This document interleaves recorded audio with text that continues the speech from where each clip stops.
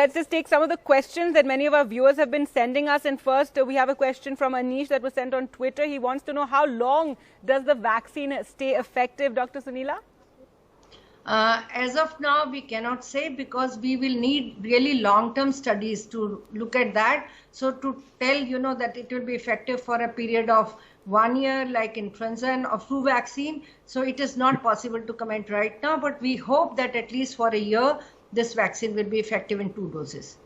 Right. And Dr. Swapnil, that, the flu vaccine, as Dr. Sunila said, that's something we have to take every year for infection. So possibly even this one is something that will have to be taken yearly, is what many are saying. So there are 2 components to this. One is the immunity generated post-vaccination.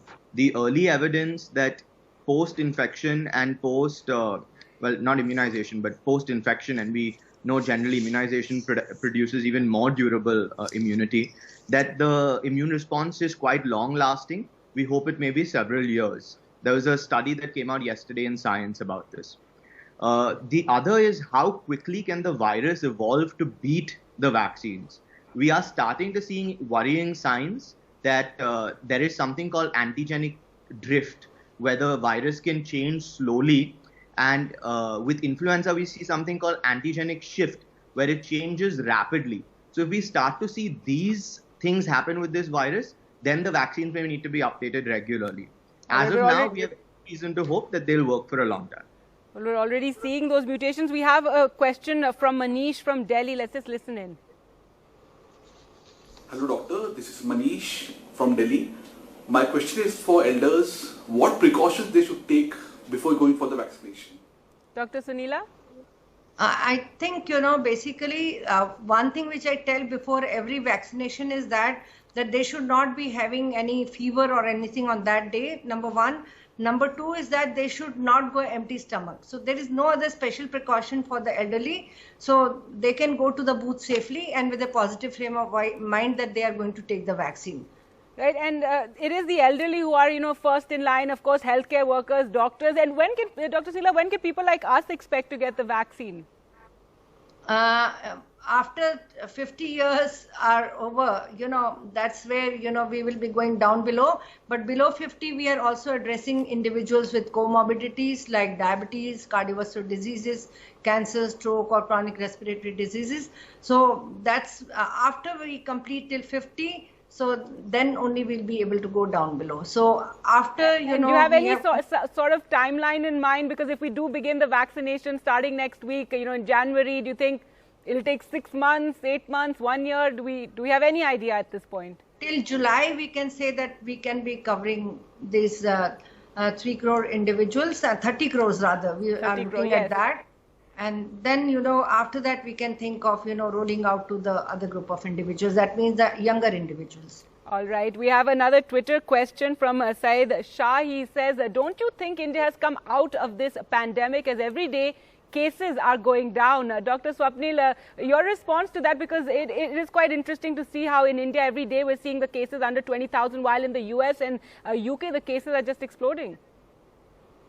It has been interesting, and we're fortunate that cases have gone down. But we should also note that in several countries, cases went down to 0 and then exploded again. So we need to be mindful that we are not out of the pandemic. We are doing well. But right now, our best hope of getting out of this pandemic is a quick immunization rollout. Gargi, just one thing I wanted to say, you mentioned what can elders do to stay safe. While the other panelists did mention some good tips, I think one of the other things that you need to be mindful of is to make sure you don't get infected when you actually go for the vaccination. So a lot of people would have been staying at home, would have been safe, would have been distancing. There may be some crowding and chaos at the vaccination centers.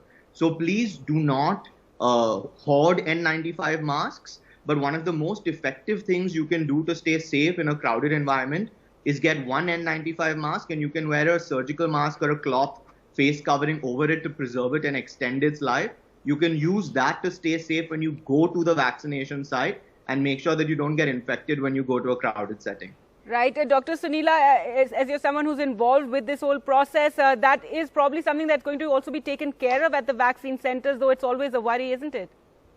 Yeah, definitely. That's where, we have involved a lot of volunteers in crowd management and all that. So it is better if the individuals, are coming in a phased manner. So, and also at the booth, they maintain the social distancing, and sanitization is also an integral part, which is present over the booth. So before the individual enters the vaccination booth, he or she is going to sanitize the hands, the temperature is going to be recorded, then subsequently he goes for his verification. So that is how we are taking care that all individuals are taken care properly in the real-time settings also.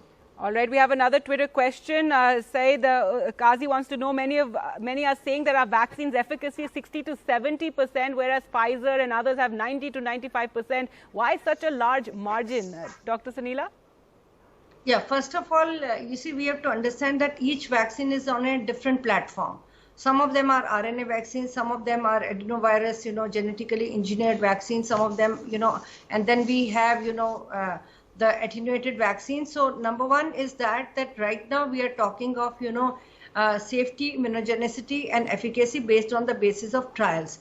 When ultimately the thing what will happen is, which we have to bring to the knowledge of people, is that when the vaccine is thrown open to the masses in public in the post-marketing phase, we call it as phase 4, then actually we will know the effectivity of the vaccine, which is usually done in cases of normal immunization programs in whichever vaccines have been manufactured, except the ones like Ebola and all, which were also given emergency approval. So we have to see that the efficacy, I see that efficacy more than 50% is very good efficacy in our settings, and particularly in situation like pandemic, because which will help us to develop the herd immunity and help in winning of the virus across, from our country and hopefully from the globe.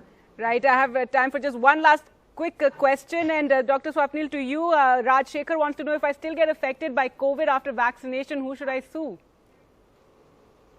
If you still get COVID-19 after vaccination? Well, I suppose that's a question for a lawyer. I don't believe there's any mechanism to sue anyone. Absolutely. And there are 2 doses, remember, that's also one of the points, isn't it? Yeah, I mean, you don't need to be confident in our vaccines. As soon as a vaccine is made available to you, and once it's gone through phase 3 trial and your doctors had a chance to review publicly available data, I think you should jump at the opportunity to take it. All right. Well, thank you so much, Dr. Swapnil and Dr. Sunila, for joining us and answering all those questions our viewers had.